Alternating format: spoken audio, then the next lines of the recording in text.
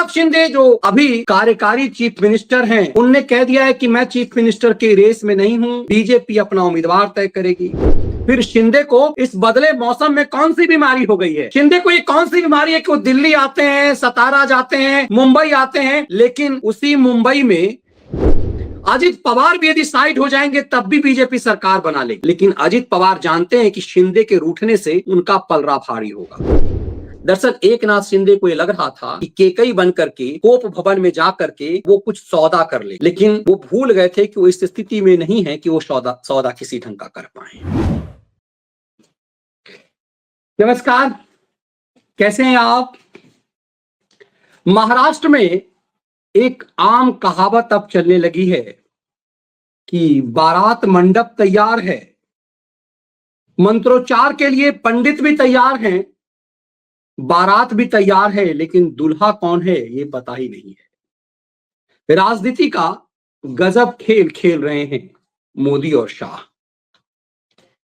गठबंधन ऐसी जीत महाराष्ट्र में जीत कर लाया बीजेपी की अगुवाई में कि न भूतो न भविष्यति वाला है। पूरा कांग्रेस का इकोसिस्टम इस बात को लेकर बेचैन है कि यदि भाजपा की अगुवाई वाली गठबंधन 150 पार तक जाता तो समझ में आता, लेकिन लगभग 250 सीट कैसे ले आई। ऐसी स्थिति है कि बीजेपी चाहे तो अकेले सरकार बना ले, लेकिन एकनाथ शिंदे गजब पैंतरा दिखा रहे हैं। तो ये पैंतरा शिंदे खुद दिखा रहे हैं या शाह के इशारे पर दिखा रहे हैं? भारतीय राजनीति को मोदी और शाह ने ऐसे बदल दिया है कि कुछ भी कहना मुश्किल है। देवेंद्र फडणवीस ही चीफ मिनिस्टर होंगे, ये बात तो कही जा रही है, लेकिन बात यह भी कही जा रही है कि क्या अंतिम समय में चौंका देंगे। 5 दिसंबर 5 को शाम के 5 बजे शपथ ग्रहण समारोह होना है, पूरी तैयारी हो चुकी है, लेकिन चीफ मिनिस्टर के नाम पर कोई सहमति दिखाई नहीं दे रही है। कौन होगा महाराष्ट्र का मुख्यमंत्री?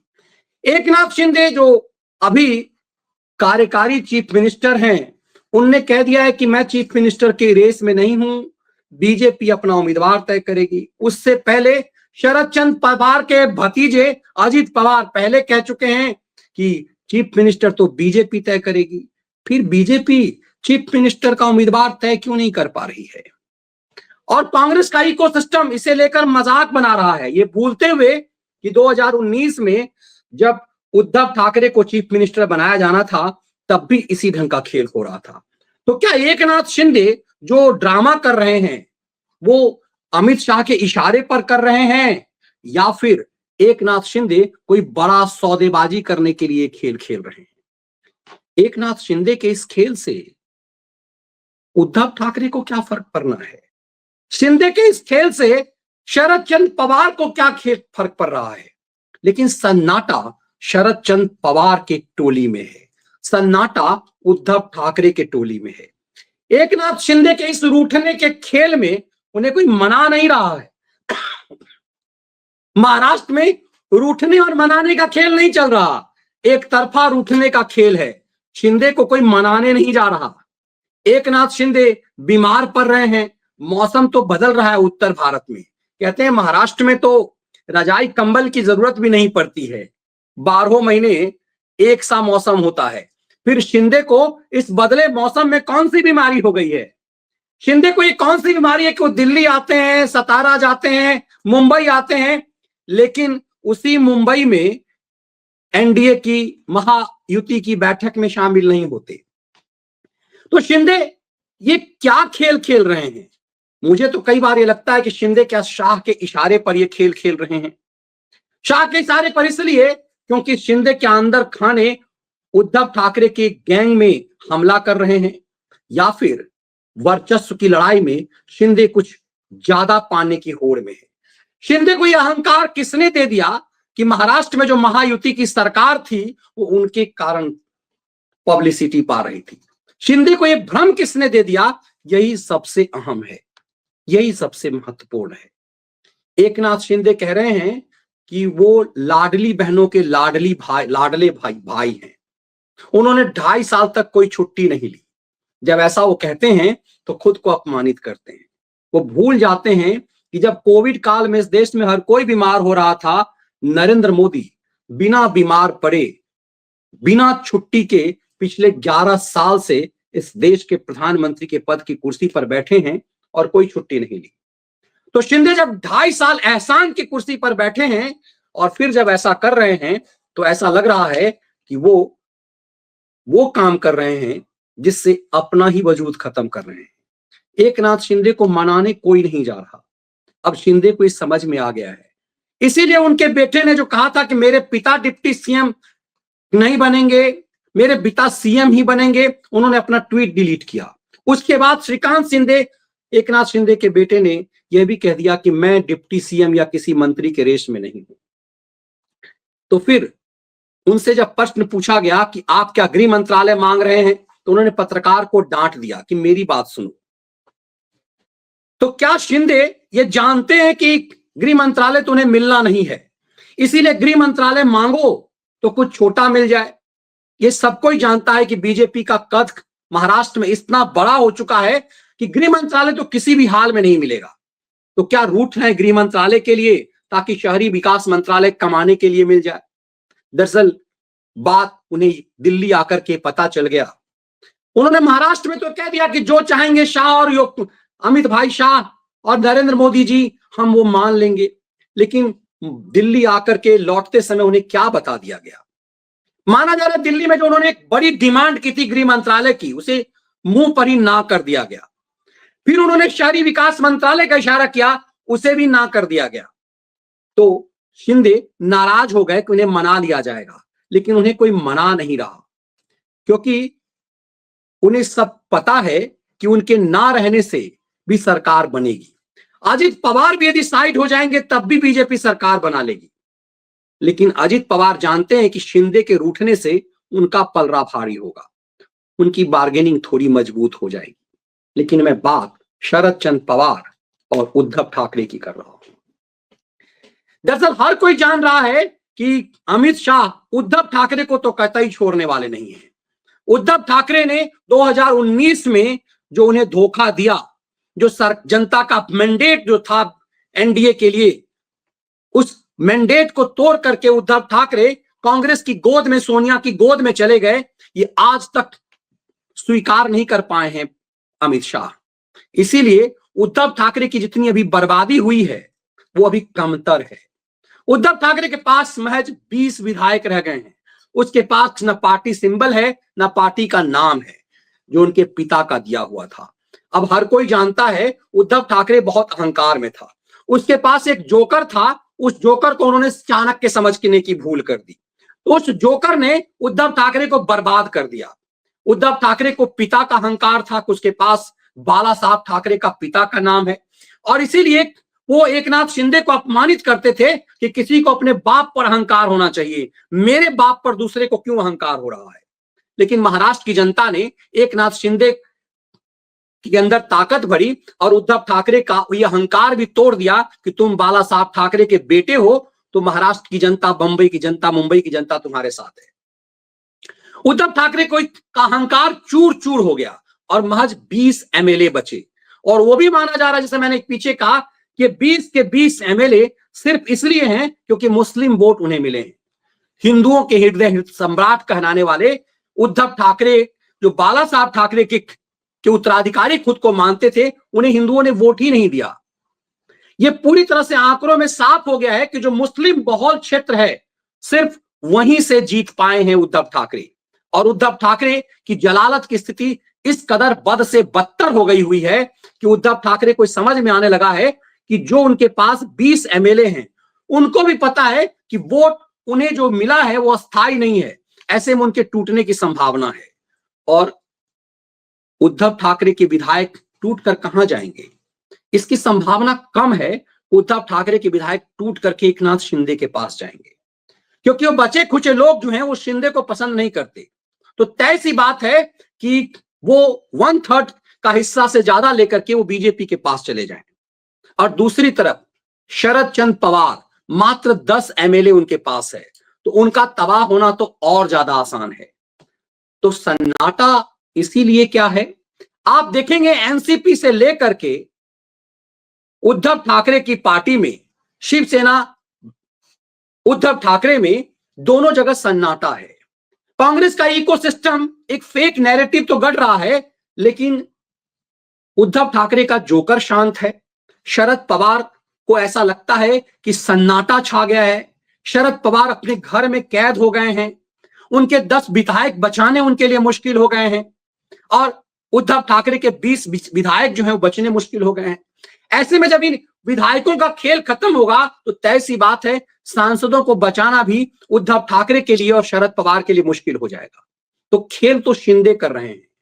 शिंदे के शातिर खेल से परेशानी उद्धव ठाकरे और शरद पवार को हो रही है। इस बात को समझना जरूरी है।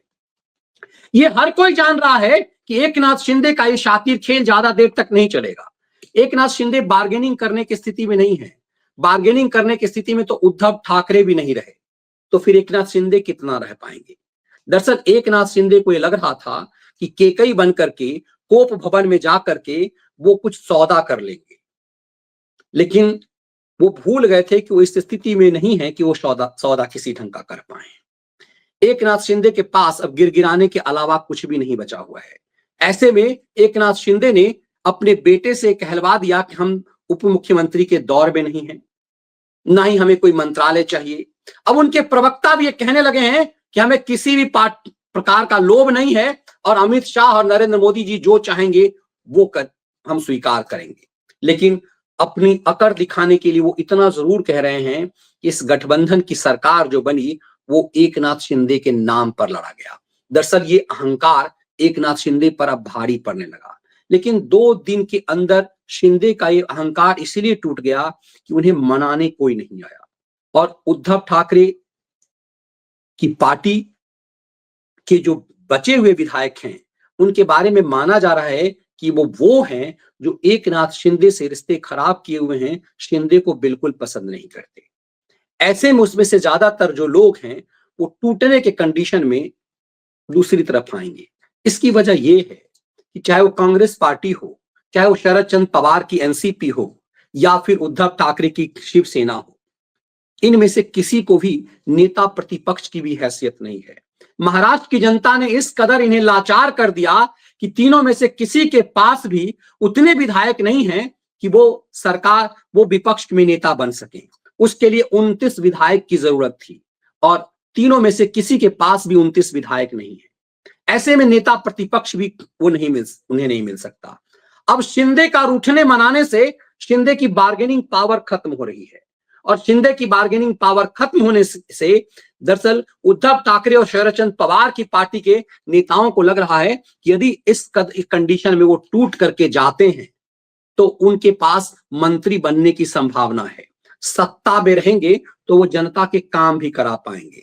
सत्ता की बड़ी ताकत होती है। तो ये जिनको लगता है पूरा सिस्टम को, कांग्रेस के इकोसिस्टम इस दौरान एक अलग ढंग का माहौल बना रहा है। आप देखेंगे इस पूरे खेल में कांग्रेस का इकोसिस्टम एक अलग ढंग का नैरेटिव गढ़ रहा है। पूरे यूट्यूब पर कांग्रेस के खैराती गैंग ये नैरेटिव बना रहे हैं कि एक 150 एमएलए बीजेपी के टूट करके उधर जाने वाले हैं।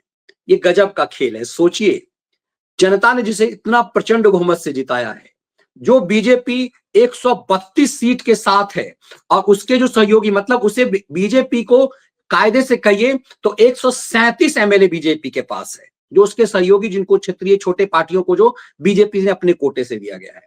और अब बातें यह भी खुल करके आई है कि एकनाथ शिंदे की पार्टी में भी कुछ लोग ऐसे हैं जो देवेंद्र फडणवीस के लोग हैं, जिन्हें देवेंद्र फडणवीस की तरफ से कोटे से जो बीजेपी को ने अपने उम्मीदवार को शिवसेना के नाम पे लड़वाया था, मतलब एकनाथ शिंदे की पार्टी से लड़वाया था। ऐसे में देवेंद्र फडणवीस के व्यक्तिगत रिलेशन शरद पवार के भतीजे अजित पवार से बेहतर हैं। आप अक्सर देखेंगे कि बड़े सम्मान के साथ, बहुत ही सम्मान के साथ देवेंद्र फडणवीस नाम लेते हैं, अजित दादा पवार कहते हैं। अजित दादा पवार का सम्मान से नाम लेते हैं। इससे चीजें एकदम से साफ है कि पूरे इस नैरेटिव में एकनाथ शिंदे साइड होते जा रहे हैं। सच ये है कि एक कहावत कही जाती है कि खीर में नमक डाल देना। एनडीए को या फिर महायुति को इतना प्रचंड बहुमत मिला, इतना प्रचंड बहुमत मिला महायुति को कि ऐसा लगा कि महाराष्ट्र में जश्न का माहौल है। इस जश्न के माहौल में एकनाथ शिंदे ने जो खीर खाने की स्थिति थी उसमें मानो नमक डाल दिया है। तो शाह का गुस्सा होना इसमें तय सी बात है। ऐसे कंडीशन में मुश्किलें एकनाथ शिंदे की बढ़ने वाली है। लेकिन इसकी संभावना यह भी है, जो मैं बहुत पहले से कह रहा हूं, कि हो सकता है कि शिंदे का ये ड्रामा अमित शाह के इशारे पर चल रहा हो, क्योंकि शाह की जो राजनीति है वो अपने आप में अद्भुत है। महाराष्ट्र में पूरी चुनावी प्रक्रिया शाह के नेतृत्व में हुई है और इसीलिए मैं कह रहा हूं कि अभी बहुत कुछ देखना बाकी है।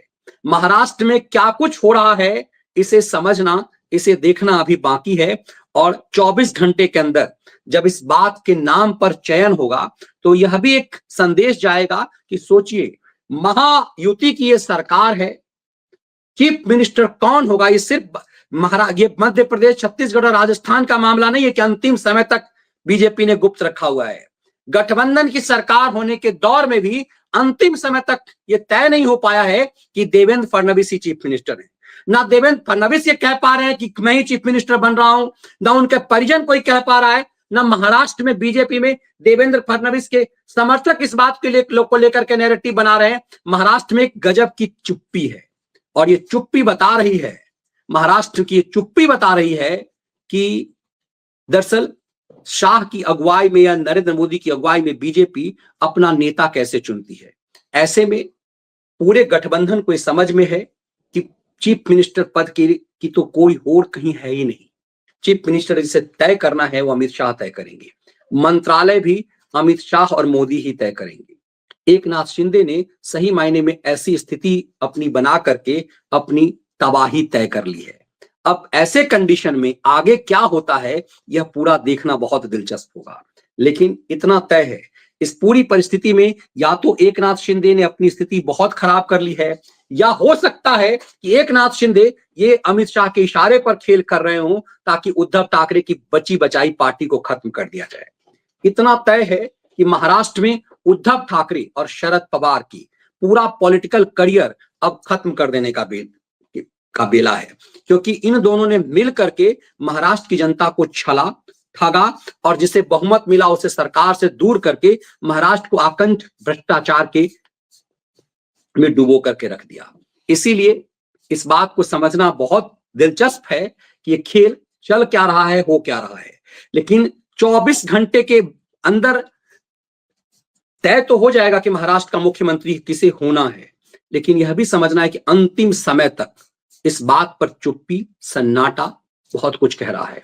और इतने बड़े वैसे माहौल में शरद चंद्र पवार की चुप्पी, उद्धव ठाकरे की चुप्पी ये बता रही है कि उनके अंदर सिहरन किस तरह से पैदा हुई है। ठंड तो दिल्ली और उत्तर भारत में है, लेकिन सिहरन महाराष्ट्र में ठाकरे के अंदर या शरद चंद्र पवार के अंदर क्यों है। इन सब ने वो खेल किया है महाराष्ट्र की जनता के साथ जिसकी सजा महाराष्ट्र की जनता ने इन सबको दे दिया हुआ है। आप सबका बहुत बहुत आभार। जन्मदिन की शुभकामनाओं के लिए बहुत बहुत धन्यवाद आप सबका। ये स्नेह और प्रेम बना रहे यूं ही। ढेर सारी शुभकामनाएं आप सबको भी, तमाम जिनके कमेंट्स नहीं मैं ले पाया, आप सबको का बहुत बहुत आभार इस शुभकामनाओं के लिए, इस स्नेह के लिए। बहुत बहुत धन्यवाद। वंदे मातरम। जय हिंद।